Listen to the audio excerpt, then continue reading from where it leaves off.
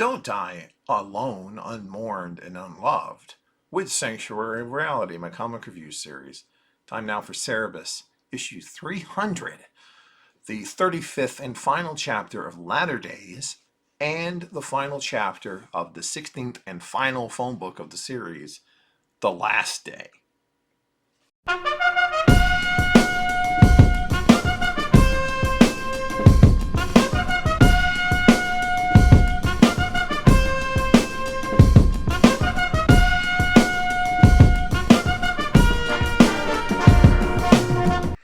Back in a full barbarian rage, Cerebus readies his dagger and springs forth from his bed, ready to kill his son and all who follow him. But his hamstring gives out. He trips over the step stool and plunges over the side, getting out one last good fart, thanks God for it, and then snaps his neck on the floor, finally falling dead. His life flashes before his eyes, single panel scenes from throughout the previous 299 issues. When that ends, Cerebus, now a spirit, looks down at his dead body before witnessing a bright light shining down from above. Within the light are all of the many friends, enemies, acquaintances, and other folks who've been in his life in the past. Right at the forefront are Hammer-Way, Bear, and Jaka. Jaka beckons him to come, so Cerebus converts into Rabbi and flies straight into the light.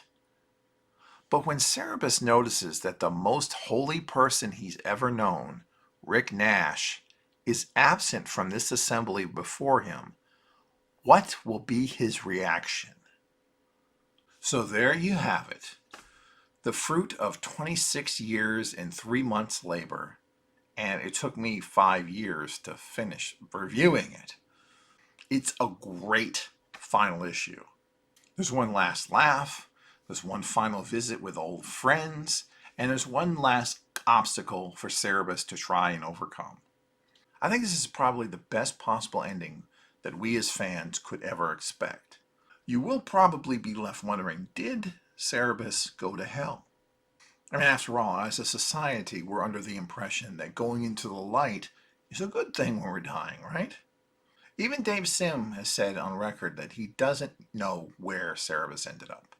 Maybe he went to hell, maybe it was heaven. It's certainly portrayed here as being hell, but it's left ambiguous enough that it could be either one. So even Dave Sim's current sort of follow-up spin-off kind of series that he's doing, Cerebus in Hell, has a question mark at the end, intentionally, because of that regard. So the final day, as a storyline, was actually very good, even though the majority of it was just one character in his bedroom talking to himself. It works through the craft of the storytellers and through 2 decades of experience, almost 3 at that point. It's an excellent contemplation on getting old as the world changes around you, changes despite you, and changes in spite of you. It's not quite my favorite phone book. That's still Guy's and Rick's story. It's a tie there. It's still top tier and more than makes up for the frustration of the end of Latter Days, the previous phone book, and sticks the landing for this 15 books prior. This is a great ending to the series. It's absolutely perfect.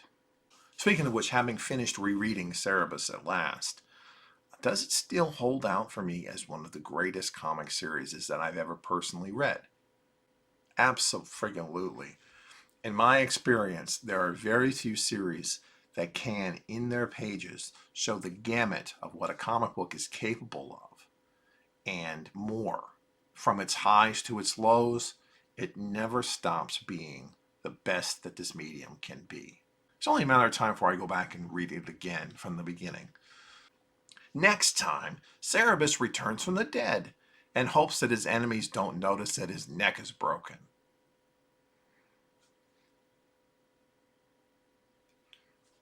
Just kidding. Next time, will there be a next time for Sanctuary Reality? I could continue and do that follow-up series, Cerebus in Hell, which is all the mini-series and one-shots. But the problem with that is it's a comic strip. It's not really a sequential art kind of thing. It's not. There's no stories to summarize. There's single-page gags. Sometimes they're thematic, but they're not. There's nothing there. There's no story there, and that's the part of the fun. You know, it's very light reading in terms of it, as opposed to some of the struggles of the series as a whole. But what should I do next instead? Tell you what, leave a comment below, okay, in the video, and tell me your suggestions of what I should do next. Should I delve into Cerebus in Hell? Should I, even though it's going to be impossible to summarize each issue, should I do that? Or should I delve into something completely different? Like, let's see, I got Mike Barron and Steve Rude's Nexus. I could do all of that. I could do both the Golden Age and Modern Age Airboy. I could do something really crazy like Bob Burden's Flaming Carrot. Or how about Eisner's The Spirit? I mean, you just tell me what your suggestions are, and I will take them into consideration, and we'll probably do one of them. Probably do more reviews daily, or at least for as long daily as I can possibly manage through a whole run. I like to do runs of stuff, as opposed to just doing random issues. Though I could do random issues. Maybe you can suggest that. Good issues, bad issues, whatever. Just tell me. Give me some suggestions. But for now, since it's my birthday and we've reached the end of Cerebus, why don't we party down with a little dance party with Dave Simmons' Cerebus?